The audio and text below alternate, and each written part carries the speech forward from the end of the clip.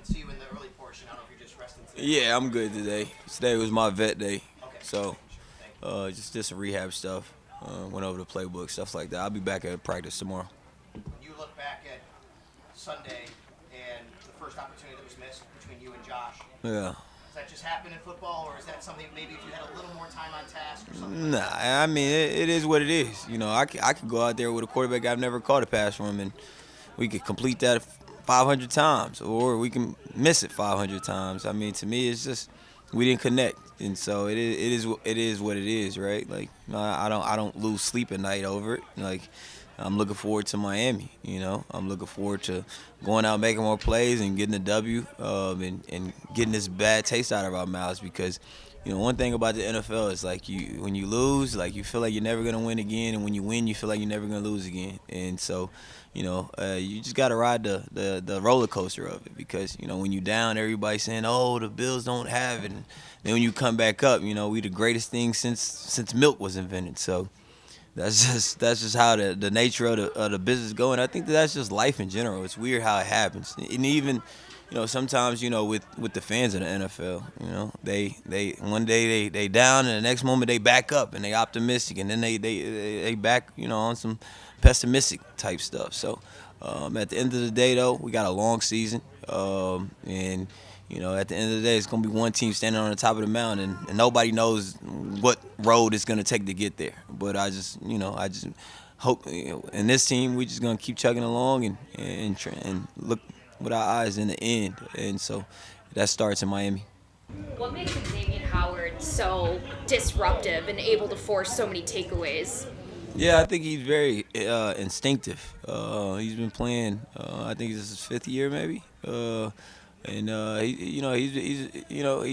he's a good player. And so we definitely got our hands full, but I think we'll be able to handle the task.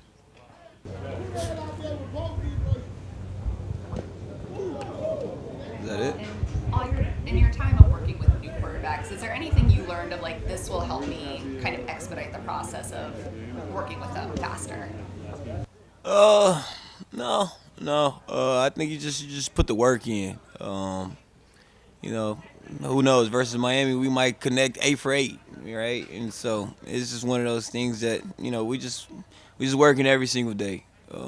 It's early in the season, and so we just working. And I think that the preparation comes at practice, and we'll see. Where the chips lie from there. When the Steelers, when you guys were in your 4 and 5 wide receiver sets against the Steelers, what were they doing to, kind of keep you guys at bay? Well, I think what a lot of people fail to realize is like the Steelers' defense is probably going to end up top 3 defenses in the league. I mean, they just played T.J. Watt, the highest paid defensive player in the league. In my opinion, could have been easily defensive player of the year. And their defense got 8 first-rounders on their defense. Very disruptive front. And, so kudos to them. They did a great job of coming in and, disrupting our offensive passing game, entire thing. And they won the game. So, as far as them, like I said, kudos to them. They did a great job, and they got a great team, and they got a great defense. And, hopefully we'll see those guys down the road. A lot of zone from them. Is that something you expect to see moving forward? Yeah. I don't know how teams will play us going forward. Like the Dolphins, they play a lot of man-to-man coverage, but we don't know how they're gonna play. It's a copycat league sometimes. Some teams mimic the formula that another team used prior to when we lost versus Steelers. So, but one thing it is about this offense, I feel like we're prepared for anything, and so I'm looking forward to Sunday to see where we stand. Mention how extreme the highs and lows can feel for a team.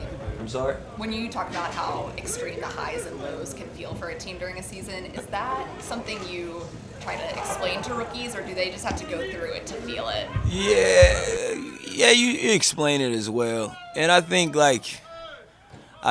even in college you kind of go through it. I mean, you play this game a long time, and I just like in life in general, like there's gonna be highs and there's gonna be lows. Like you give me a person that wake up every day and feel like, oh, I feel great every day. Like you show me one of those people, I'd be like, yeah, okay. right? Everybody's going to go through highs. Everybody's going to go through lows, and that's why I say NFL is like life. And I know, like, a lot of fans are kind of down right now because, we lost the home opener, so everybody has questions in the back of their heads. But, we got a great team here. And so, right after the game, I remember talking to Stefon Diggs. I was like, man, like, these next 7 days are going to suck, right? Because you got this bad taste in your mouth. You just lost the game.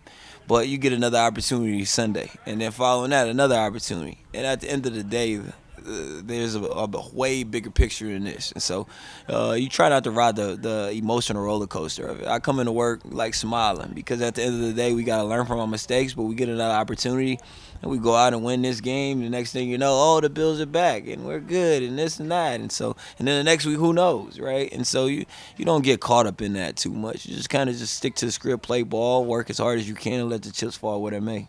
Stefon has told us some about how he's tried to become more of a leader. I know you have a small sample size with him, but what have you seen out of him after a loss of trying to bounce back? Diggs is Diggs, man. Diggs is a baller. So for him, he's like, all right, like let's get in the lab, let's work harder, let's finish. Like you see him out at practice, he's catching passes and he's taking it all the way to the house, and he's doing the extra stuff to get the guys going and just try to be the leader that he is. And he doesn't really even have to try to be a leader. He's just a natural leader but through his work ethic, right? And the way that he loves his game. He's passionate about the game. And so it kind of rubs off on everybody else.